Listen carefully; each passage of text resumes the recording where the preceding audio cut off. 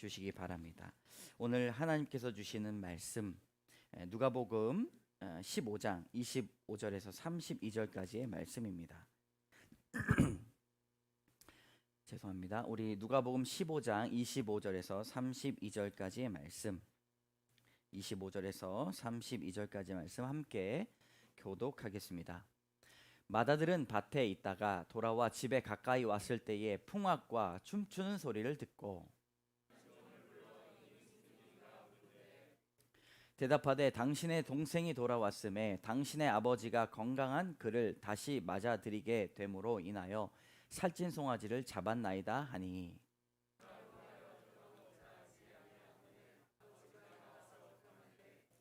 아버지께 대답하여 이르되 내가 여러 해 아버지를 섬겨 명을 어김이 없거늘 내게는 염소 새끼라도 주어 나와 내 벗으로 즐기게 하신 일이 없더니,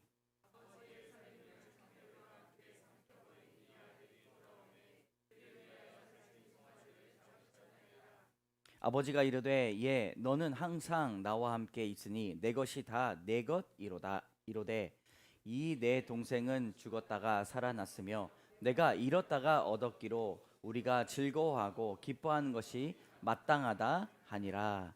아멘. 한번 따라하겠습니다. 집에 있는 탕자. 우리 집탕, 돌탕. 집탕은 뭐라고 했죠? 집에 있는 탕자. 돌탕은요? 돌아온 탕자. 네. 집탕을 먼저 이야기했습니다.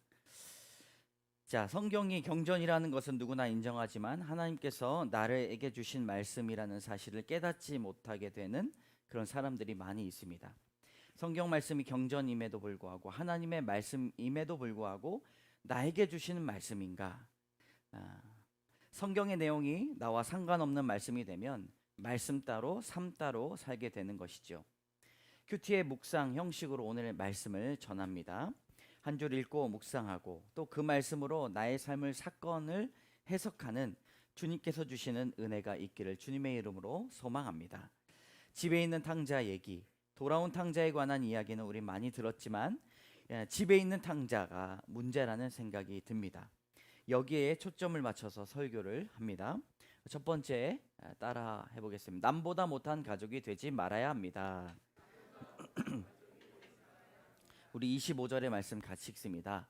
마다들은 밭에 있다가 돌아와 집에 가까이 왔을 때에 풍악과 춤추는 소리를 듣고, 품꾼들이 많은 집에 살았습니다. 마다들이 품꾼들과 같이 밖에 나가서 일했다니, 마다들은 어떤 사람이었습니까? 너무 성실하고 근면한 사람이었습니다. 자기 일을 스스로 열심히 하니 열심히 살지 않고 노력하지 않는 사람을 이해하기 쉽지 않은 사람입니다.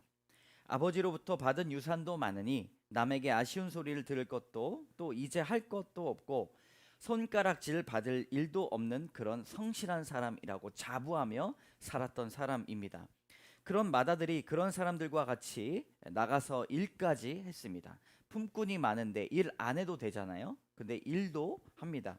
하루의 일과를 다 마치고 일터 현장에서 밭에서부터 집에 돌아오고 있는 중이었습니다. 그런데 귀에 들리는 소리가 있습니다. 바로 풍악과 춤추는 소리가 들렸습니다. 그리고 마다들은 의아해합니다. 26절입니다. 같이 읽습니다. 한 종을 불러 이 무슨 일인가를 물은데, 마다들은 아버지와 같이 살아도 아버지에게 직접 묻지 않았습니다. 아버지와 같이 살아도 정작 아버지는 내 일하는 상관, CO에 불과했습니다. 그렇게 인식하며 살게 된 것이죠. 그렇게 보면 아버지가 원하는 것에 관심도 별로 없었던 것이죠. 헬라어 시제로 보면 무슨 일인가 물은 것, 이것은 미완료 시제입니다. 완료되면은 그것이 궁금함이 해결이 된 것인데, 미완료, 끝나지 않은 것은 지속적으로 묻고 살아왔던 것이죠. 무슨 일인가? 아버지의 마음에 관심이 없으니 계속해서 무슨 일이에요? 왜 그렇게 하세요? 생각이 무엇입니까? 아버지 도통 계획이 무엇입니까? 라고 지속적으로 물어보게 된 것입니다. 마음을 알지 못하니 현상이 깨달아지지 않고 상황에 대한 질문만 계속합니다. 왜 이렇게 살아야 되냐고 반문합니다. 대체 나에게 이런 일이 왜 일어나는가에 대한 해답 없는 궁금증만 가득 찬 인생을 말하는 것이죠. 27절 같이 읽겠습니다. 시작. 대답하되 당신의 동생이 돌아왔음에 당신의 아버지가 건강한 그를 다시 맞아들이게 됨으로 인하여 살찐 송아지를 잡았나이다 하니 종의 마음이 아들보다 낫다고 생각이 됩니다. 가족보다 더 못한 사람이 우리에게 있다는 것이죠. 아이러니하게도 종이 작은 아들을 염려했던 아버지의 마음을 더 잘 알고 있었습니다. 맏아들은 종보다도 아버지의 마음을 더 모르고 있는 것이죠. 집안의 종보다 남보다 못한 가족이 있다는 사실을 우리는 알 수가 있습니다.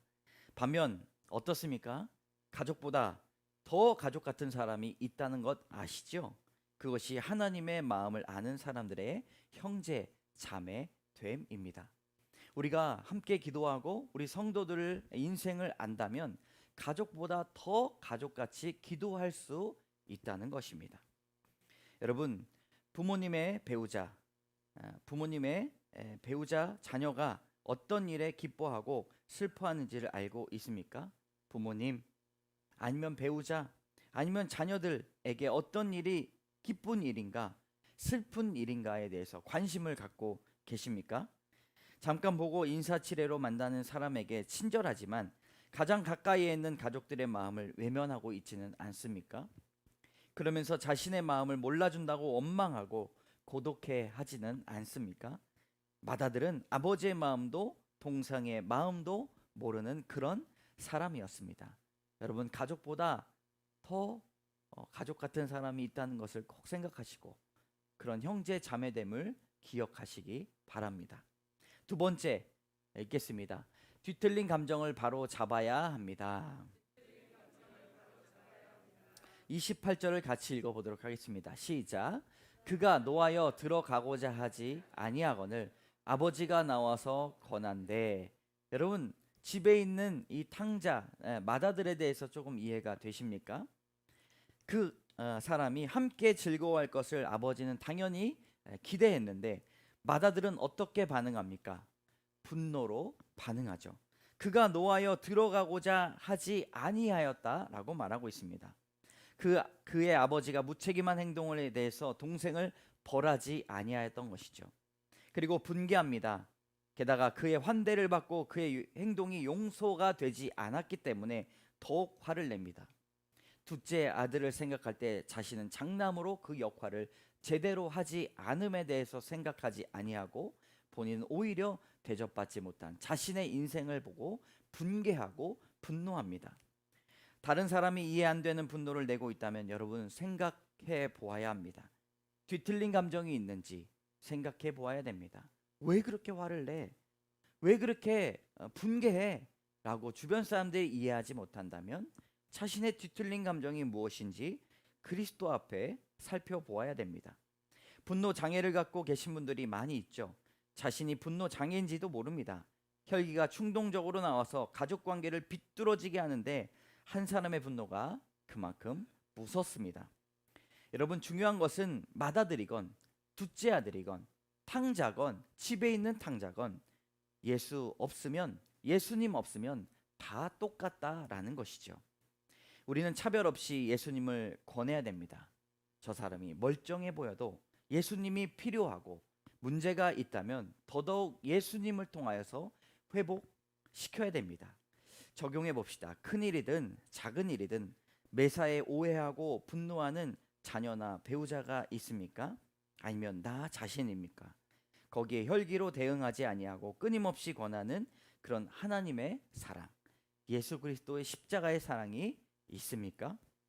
우리 29절을 같이 읽어보도록 하겠습니다. 시작.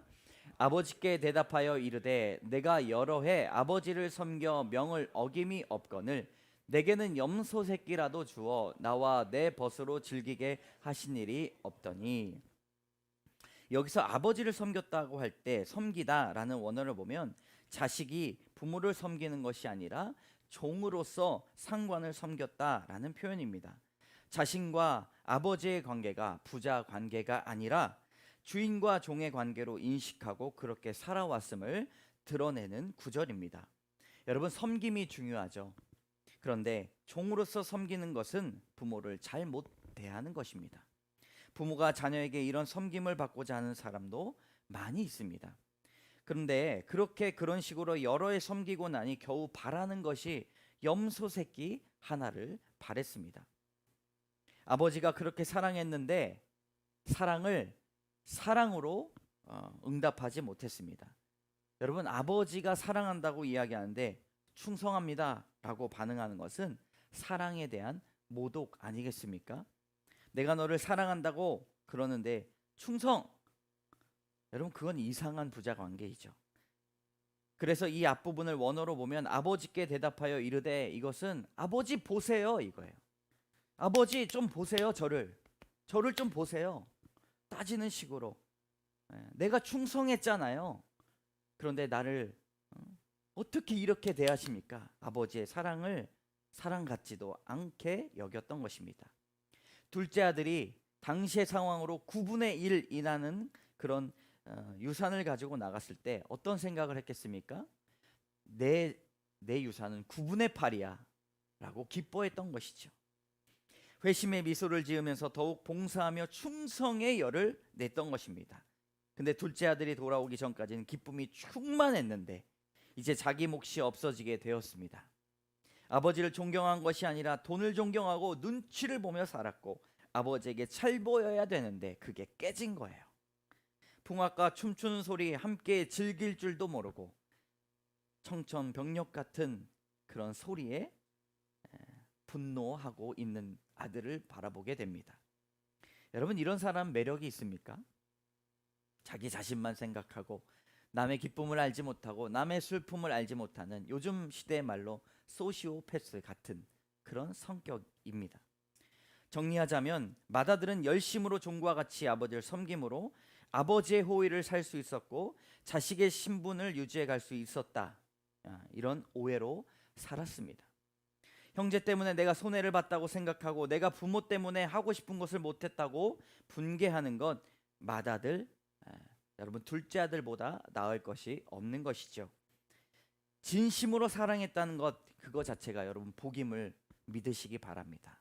우리에게 가진 것이 없어도 진심으로 그 사람을 사랑했다, 진심으로 몇 번 보지 못했지만 진심으로 기도했다, 여러분 그것이 우리에게 참된 복입니다. 예수 그리스도를 알지 못하면 그 사랑에 관해서 우리는 알지 못했을 것입니다. 여러분, 그게 복이에요. 사랑 없이 수고하고 칭찬과 물질에 보답하는 바라는 것은 제일 하위 개념에 있는, 여러분 생색내는 것, 여러분 그것은 기쁨이 아닙니다. 30절의 말씀 같이 읽겠습니다. 시작. 아버지의 살림을 창녀들과 함께 삼켜버린 이 아들이 돌아오매 이를 위하여 살찐 송아리를 잡으셨나이다. 이해가 되지 않으니 분노하고 아버지의 마음을 알지 못하니 그는 아버지한테 대들었습니다. 아버지의 아들이라고 이야기해요. 내 동생이라고 이야기하지 않습니다.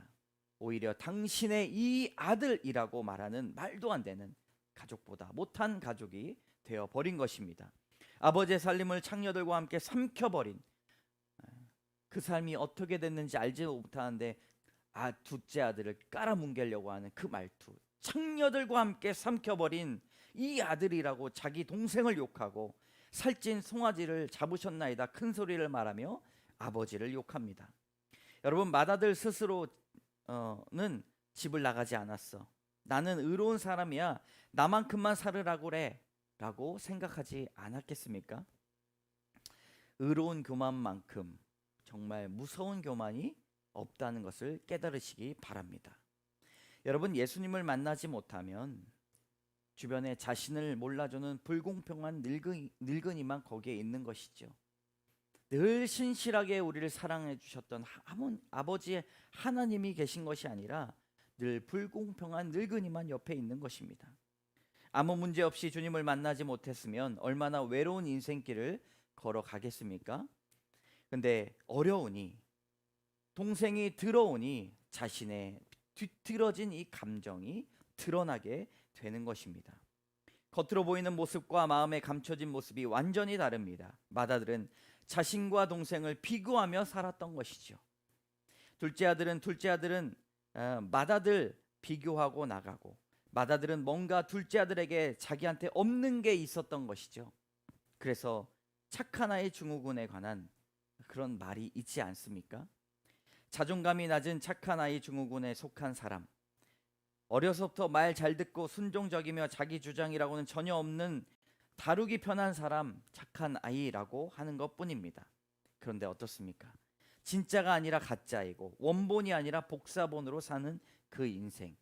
여러분, 예수님을 온전히 만날 때, 예수님 앞에 우리가 무릎으로 꿇고 나갈 때 우리의 뒤틀린 감정이 해결되는 것입니다.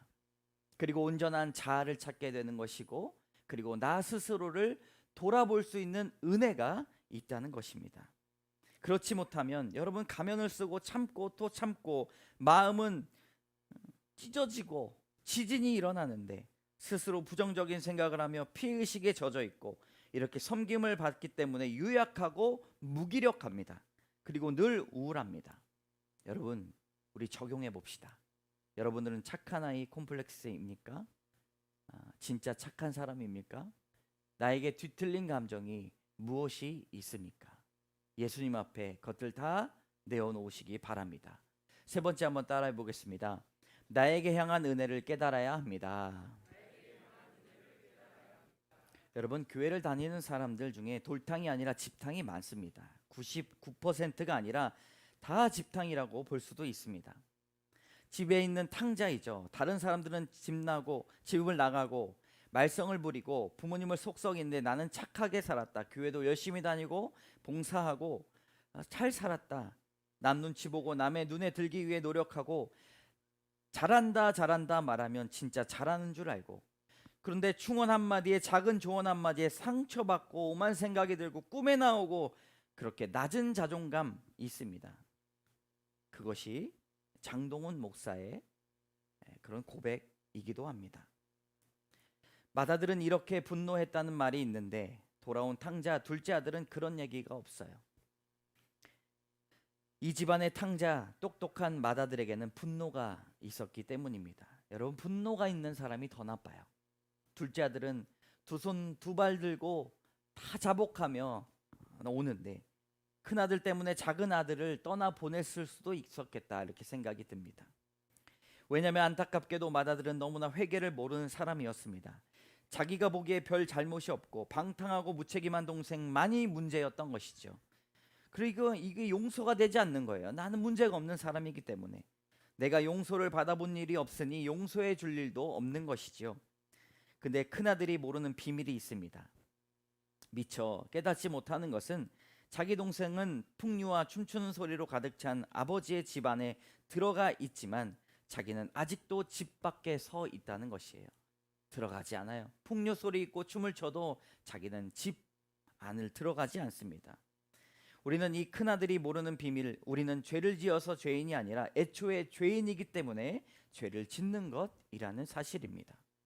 작은 아들을 보니까 차라리 큰아들도 허랑방탕하게 돼지 우리의 쥐염 열매 먹었더라면 회개의 길이 열리고 회개의 눈물을 경험했을 텐데 집에 있으니 자기 자신만 높아지고 회개의 다리를 건너가지 못하는 안타까움이 있다는 것입니다.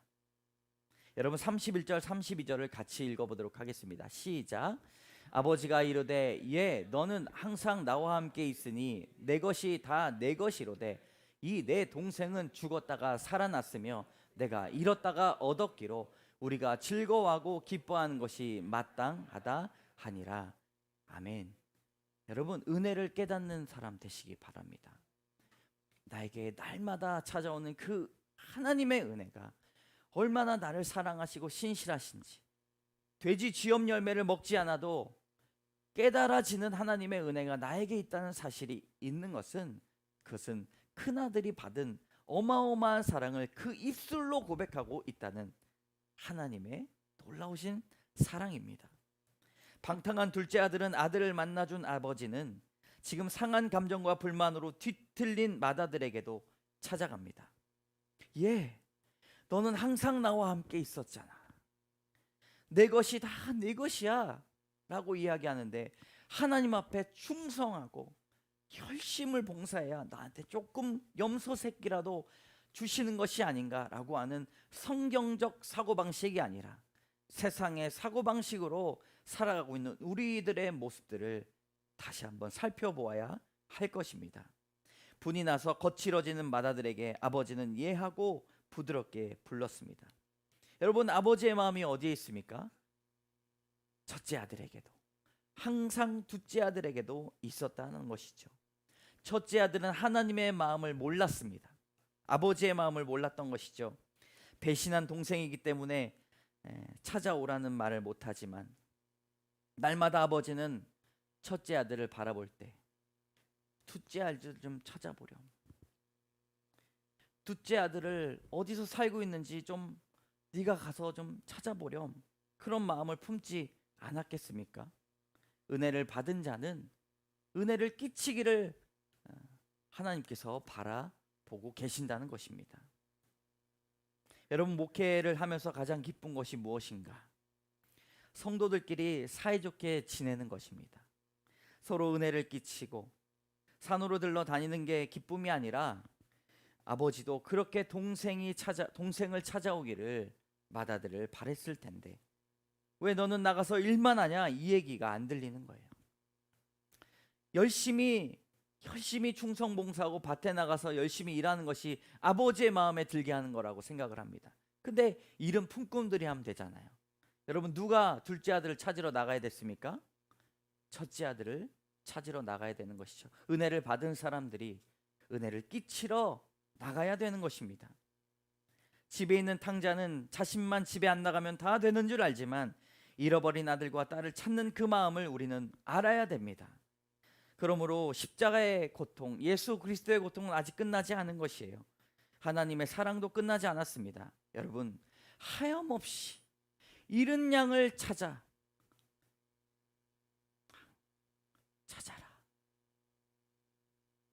그 마음 때문에 하나님은 아파하시는 것입니다. 여러분, 죄인을 다루는 방법, 그런 하나님의 모습이 불교에서 죄인을 다루는 방법과 대조되는 예화가 하나가 있습니다. 우리는 탕자라고 하는데 불교에서는 방자라고 말합니다. 한 방자가 집을 떠나 오랜 세월 허랑방탕하다가 완전한 거지꼴이 돼서 고향으로 돌아왔습니다. 너무나 처절한 고생이기 때문에 돼지 쥐염 열매 곱하기 3개, 4개예요. 너무나 처절한 고생의 연속이었기 때문에 심지어 아버지의 모습도 알아볼 수가 없었던 이 방자의 지경이었습니다. 근데 아버지는 아들을 딱 알아보았습니다. 종도를 시켜서 저택으로 데리고 와서 깨끗하게 목욕을 시켰고, 아버지는 자신이 아버지임을 밝히지 않고 아들의 반응을 주의 깊게 살폈습니다. 그 아들이 목욕하고 한 저택에 와서 은혜를 입었는데도 아버지는 점점 책임감이 있고 사려 깊은 도덕적인 사람으로 변하는 아들의 모습에 만족하였습니다. 그래서 아들의 변화에 만족한 그 아버지는 드디어 내가 아버지임을 다 밝히고 공식적으로 그 아들을 자기 친아들 삼으며 상속자로 받아들였습니다. 여러분, 탕자의 이야기와 이 방자의 이야기가 비교된다는 사실을 아십니까? 이 방자의 이야기에는 은혜라는 개념을 찾아볼 수가 없습니다. 행위로 인한 대표적인 가르침이다, 네가 변해야 된다라고 이야기를 하죠. 마다들이 좋아할 비유입니다. 그런데 우리가 살펴본 돌아온 탕자의 비유는 궁극적인 주제가 탕자가 아니라 우리를 찾으시고 우리를 날마다 신실하게 기다리시는 하나님의 초점에 맞춰 있다는 것입니다. 궁극적인 예수 그리스도의 비밀은 아버지의 집에 있기에 우리가 모두 집으로 돌아갈 수 있습니다. 누구도, 한 사람도 제외 없이 여러분, 누구도 하나님의 손을 잡을 수가 있다는 것이죠. 그 모습 그대로 하나님께서 여러분을 사랑하십니다. 여러분, 믿으시면 아멘 하시기 바랍니다.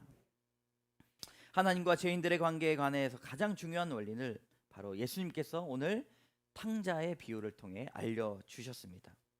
회개라고 하지만 회개하는 사람이 중요한 것이 아니라 언제든 회개만 하면 받아주시는 주님이 있다는 사실을 우리는 깨달아야 합니다. 사람은 내 눈에 흙이 들어가기 전엔 안 된다, 용서할 수 없다라고 말하지만 주님은 언제든지 그 모습 그대로 나와라 라고 말씀하십니다. 아버지에 대한 오해, 그 결과로 인한 자신에 대한 오해, 그 결과로 인한 동생에 대한 오해가 마다들의 머리와 가슴을 가득 채우고 있는 것입니다. 아버지를 상관으로 생각하고 마다들의 판단은 아버지의 판단에 동의할 수 없고 마다들의 감정은 아버지의 감정에 동의할 수 없는 그런 평행선을, 각도를 조일 수가 없는 것이죠. 여러분, 이런 오해의 뿌리에는 은혜의 개념에 대한 이해가 없다는 것입니다. 여러분, 은혜란 받을 자격이 없는 자에게 하나님이 그리스도 안에서 주시는 거저 주신 선물입니다. 여러분, 은혜를 붙잡으시기 바랍니다. 한번 따라해 봅시다. 은혜란 받을 자격이 없는 자에게 하나님이 그리스도 안에서 거저 주신 선물이다. 하나님의 은혜를 깨달으시는 여러분 되시기를 바랍니다. 여러분, 잃어버린 이 탕자에 대한 이야기는 하나님의 은혜를 이야기하는 거예요. 아버지의 은혜를 이해하지 못했던 마다들은 지금 문 밖에서 서성거리면서 또다시 탕자 노릇을 하고 있습니다. 아버지께서는 마다들도 당신의 넓은 푸근한 가슴 속으로 돌아오기를 기다리시는 것이죠. 마음을 알아야 되는 거예요. 마음을. 여러분, 성경에서 마다들이 구원받은 소리가 없다는 이야기가 있습니다. 오늘 이 본문에서 마다들에 대한 외통함이 있는 것입니다. 중요한 것은 잃어버린 한 영혼, 그 탕자가 아니라 99% 그 9드라크마, 이 집에 있는 탕자, 진짜 중요하고 유대인이고 바리새인이고 서기관들이고 지금 현재 교회를 다니고 믿는다고 하지만 말씀의 은혜가 없는 그런 사람들에게 주시는 예수 그리스도의 선포라는 사실을 꼭 기억하시기 바랍니다. 여러분, 마지막에 예화는 김양재 목사님을 초청해서 우리 이 예화를 한번 6분 정도인데요. 한번 들어보도록 하겠습니다.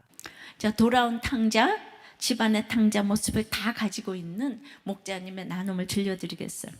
이분은 제가 소개시킨 적이 있는데 학력고사 수석을 했다고 그랬는데 이번에 나눔해 보니까 공부를 잘해서 매스컴을 탄 적이 있었지만 수석은 아니었답니다. 바로 잡겠어요. 공부 잘해서 샤프신 광고에 나온 적은 있대요. 행정고시 최연소 합격이라고 했는데 그것도 일반 행정이 있고 교육 행정이 있고 입법 행정이 있는데 본인은 재경부처에서만 최연소 합격을 했다고. 이걸 바로 잡았어요. 행정고시 전체 수석이 아니고 재경부처에서 최연소로 합격했다고. 이거 커밍아웃 하느라고 굉장히 힘드셨을 것 같아요. 우리는 다 뭐 수석으로 알았는데 GRE도 최고고 GRE도 좀 알아봐야 되겠어요. 예. 자, 이렇게 당연히 서울대학을 갔고 대단한 사람의 나눔이에요. 아버지가 30년 동안 중소기업을 해오셨기 때문에 재산이 있으신데 아들에 대해서는 인색하셔서 어렸을 때부터 도움을 안 주셨다. 아들이 내가 경제적으로 어려울 때 감옥을 가라고 하셨다. 아버지는 어릴 적부터 나에게 거짓말쟁이와 엉터리라는 말을 많이 했다. 그러면서 여동생은 편애를 그렇게 하셨다. 어릴 적 전에 한글도 못 읽고 발표하라고 늘었다. 초등학교 저학년 때는 저를 특수학교에 보내라고 했고 컨닝하고 물건 훔치고 아버지한테 매일 맞았다. 아버지가 저한테 하신 말이 거짓말쟁이와 엉터리라는 말이 압도적이었고 여동생이 공부를 잘해서 서울대 가고 의사로서 장학금도 받았는데 나도 내가 못한다는 생각을 안 했는데 항상 나보고는 엉터리고 운이 좋았다고 한다. 서울대를 가든 고시를 붙든 직장에서 무슨 일을 하든 엉터리다라는 말을 계속 들으면서 살았는데 드디어 이분이 이 화려한 경력을 가지고 벤처 회사를 차려서 망했어요. 그래서 40억 빚을 졌습니다. 그래서 갚기 위해서 지하에서 라벨을 붙이면서 스타킹에 나갈 정도로 숙련된 라벨을 이렇게 잘 붙이세요. 지하에서 십몇 년을 붙였어요. 1인 경영이라고 책도 내셨습니다. 빚독촉을 매일 수십 통씩 받으면서 지하 사무실 배수관에 끈을 묶어놓고 몇 번이나 목을 매려고 하였다. 아버지만 생각하면 결혼을 해도 식은땀이 났고 행정고시 합격을 했는데도 너는 떨어졌어야 했는데 이 시험이 잘못된 것이다. 그런데 그렇게 사랑하던 동생이 비행기 추락사고로 동생이 죽었는데 동생 앞에서 아버지는 술에 취해 네가 죽었어야 한다고 하셨다. 하나님을 믿어도 아버지한테 인정을 받고 싶은 피해의식이 있다 보니까 그렇게 아내의 말투에서 그 아버지의 말투를 볼 때 아내는 피해의식이 없기 때문에 그냥 광분을 아내의 눈빛에서 광분을 한다고. 지금도 목자인데 피 터지게 싸우느라고 매주 저 목자문 못 나왔다 뭐 이런 나눔을 했어요. 제 마음에 이런 불효가 있다 보니 아버님의 구원보다 돌아가시면 진짜 떠오르는 게 빛도 같고 고생 끝 행복 시작이겠다 싶다고. 아버지가 힘들게 말씀하시기를 절대 부조받지 말고 장례를 검소하게 하라. 그러나 나는 그동안 부조한 게 얼만데 하는 생각이 들었다. 정말 이 양반은 내가 어떻게 해도 구원을 못 받을 거라는 이 믿음이 굳세게 생겨서 목사님이 사부님을 위해 기도했을 때 구원을 위해 망하기를 기도했다고 하셨는데 나는 그런 기도가 안 나오고 온전히 재산이 남아있기만을 기도한다. 지금은 빚이 거의 해결이 되었다. 재산도 증식이 되었다. 이것을 하나님이 주신 거라고 감사를 해야 하는데 나의 능력으로 벗어나고 열심으로 넘어갔다고 생각하는 게 있다. 그런데 아버지가 이 10몇 년 동안 빚 갚는 과정을 보시고 너처럼 운 좋은 놈은 처음 봤다. 또 그러셨다. 그러니까 아버지를 생각하면 욱하고 올라오고 오늘 돌아가셔도 놀랍지가 않고 1년 뒤에 돌아가셔도 하나도 놀라지 않을 것 같다. 그러나 아버지가 예수님을 믿지 않고 돌아가시면 누구를 만나든 어떤 경우에도 영적 자존감, 자신감이 또 평생에 회복이 안 될 것 같다. 모든 것 갖춘 이 집사님은 믿지도 않는 부모님과 죽은 동생에 대해서까지도 아직도 비교를 하고 피해의식이 있어요. 참으로 돌아온 탕자이기도 하고 집에 있는 탕자의 모습이기, 이분 정말 음란과 이런 모든 것으로 돌아온 탕자이기도 했는데 여전히 와서 너무 잘나가지고 또 집에 있는 탕자의 이런 모습이 있습니다. 참으로 이 아버지 굉장히 훌륭하지 않아요? 예, 근데 이분 정말 단칸방에서 그렇게 십몇 년을 사는데 그 아버지가 진짜 돈 있으면서 안 도와줬거든. 이 아들을 살려냈다고 생각해. 정말 돈 줬으면 그 40억을 무슨 수로 나라님이라도 그걸 갚겠습니까? 라벨 붙이면서 그 똑똑한 사람이 지하에서 이렇게 하다가 글쎄 빚을 지금 갚았다는 거 아니에요? 할렐루야 놀렐루야. 그 아버지는 예수도 없이 이러는데 우리는 예수 믿으면서도 어찌 이렇게 낮아지지를 못하는지. 그러나 그 아버지도 또 집에 있는 탕자가 돼서 믿기는 하늘의 별 따기인 것 같아요. 정말 그 아버지의 구원을 위해서 기도해 주시기를 바랍니다. 말씀 맺습니다. 네, 여기까지. 여러분, 우리는 하나님의 자녀들입니다. 예수 그리스도의 십자가를 알지만 그 은혜에 대해서 내 삶에 적용하고 이 하나님께서 주신 이 귀한 말씀을 우리 삶에 적용해서 사는 것, 나의 찾아오는 그 사건에 대해서 말씀으로 해석하는 것이 너무나 무지합니다. 그래서 우리에게는 은혜가 필요하고 공동체가 필요한 것이죠. 저런 귀한 간증을 나누는 그런 공동체가 되기를 소망합니다. 여러분, 아버지를 잊고 지내는 중입니까?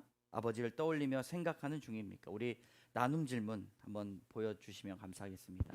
여러분은 돌아온 탕자입니까? 아니면 집에 있는 탕자입니까? 두 번째 같이 읽겠습니다. 시작. 은혜를 잊으면서 살아갑니까? 늘 은혜에 감격하며 살아가고 있습니까?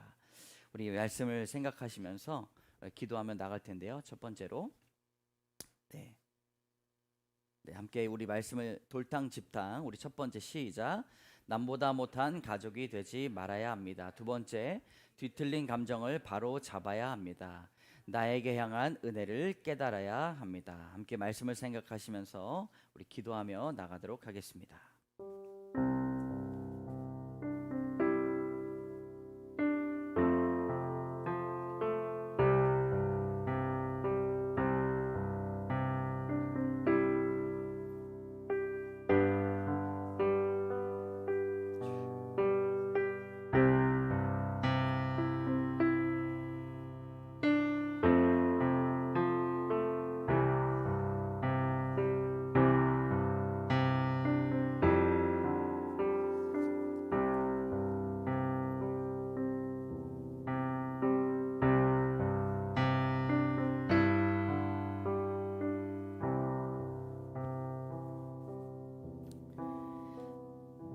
참 좋으신 하나님, 우리의 삶 가운데 은혜가 아니면 살아갈 수 없다는 것을 주님 깨닫게 하여 주시옵소서. 하나님의 말씀이 있음에도 불구하고 믿음 따로 말씀 따로 삶 따로 고난 따로 살아가는 것이 아니라 주님께서 주시는 우리의 인생에서 모든 사건들을 통하여 예수 그리스도의 은혜를 깨닫게 되는 귀한 역사가 있게 하여 주시옵소서. 잘됨도 주의 은혜요 못됨도 주의 은혜임을 깨닫게 하여 주시옵소서.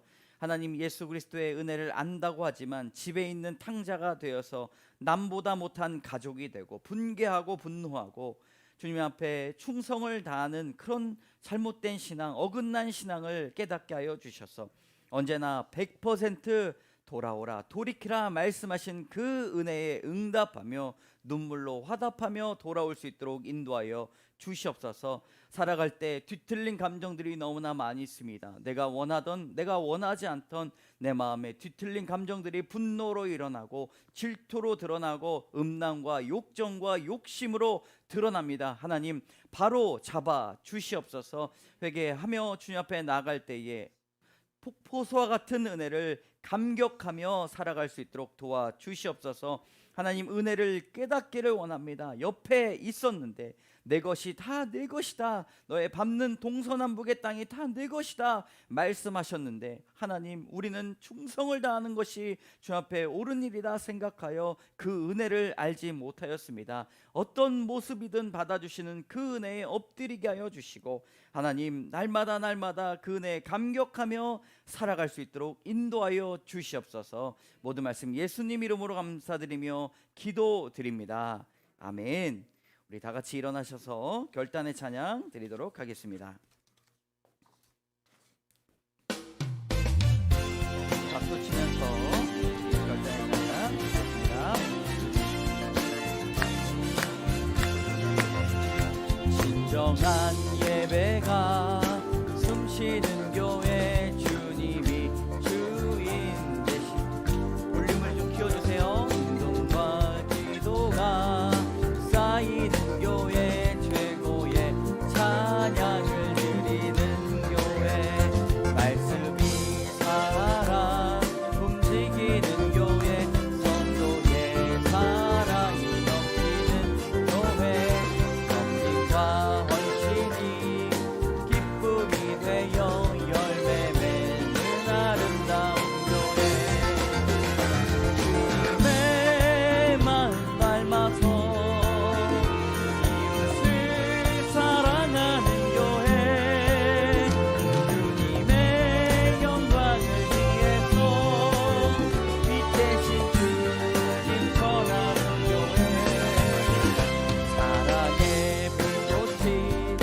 활짝 피어나 날마다 사랑에 빠지는 교회, 주께서 사랑하는 방송교회가 이런 교회 되게 하소서. 주께서 사랑하는 우리 교회가 이런 교회 되게 하소서. 기도하겠습니다. 참 좋으신 하나님, 주의 은혜를 우리가 오늘도 만끽하게 하시니 감사합니다. 귀한 은혜에 응답하게 하여 주시고 하나님, 우리는 이미 죽은 죄인이지만 십자가로 살리시고 믿을 때에 이 영생의 소망을 가지고 귀한 사명의 삶을 살게 하신 것 감사합니다. 하나님, 이제는 우리가 묶어주신 이 가족을 뜨겁게 사랑할 수 있도록 인도하여 주시고 그 마음을 알게 하여 주시고 무엇이 그에게 기쁨이 되는가, 무엇이 그에게 슬픔이 되는가, 그 마음을 알아 하나님 안아주고 위로하며 날마다 주님께서 주시는 그 사명의 삶을 함께 손잡고 살아갈 수 있도록 인도하여 주시옵소서. 하나님, 우리의 삶이 녹록하지 않습니다. 어려움이 많이 있습니다. 때로는 사업이 망하고 어렵고 사람의 관계가 힘들고 때로는 건강의 문제들도 우리를 괴롭게 하고 살 집이 없고 먹고 살 돈도 없을 때가 많이 있습니다. 우리의 마음을 괴롭히고 우리의 마음을 평안하지 못하게 하는 트라우마들과 상처들을 다른 사람들의 말 한마디 한마디가 너무나 많이 있습니다.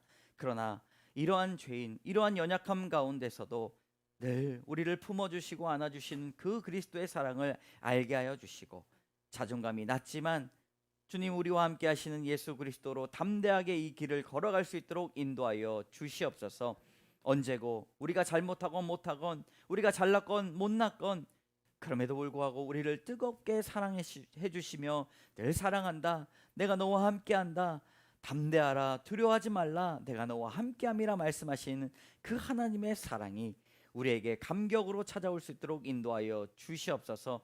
주님 앞에 드리게 하여 주신 것 감사합니다. 드림보다 은혜가 먼저임을 깨닫게 하여 주시고, 11조와 목적헌금과 주님 구제헌금과 또 주정헌금을 주님 앞에 드릴 때에 하나님 기뻐 받아 주시옵소서. 주님 재정을 드릴 뿐만 아니라 주님 우리의 몸과 마음을 드립니다. 우리의 전부를 드리기 원합니다.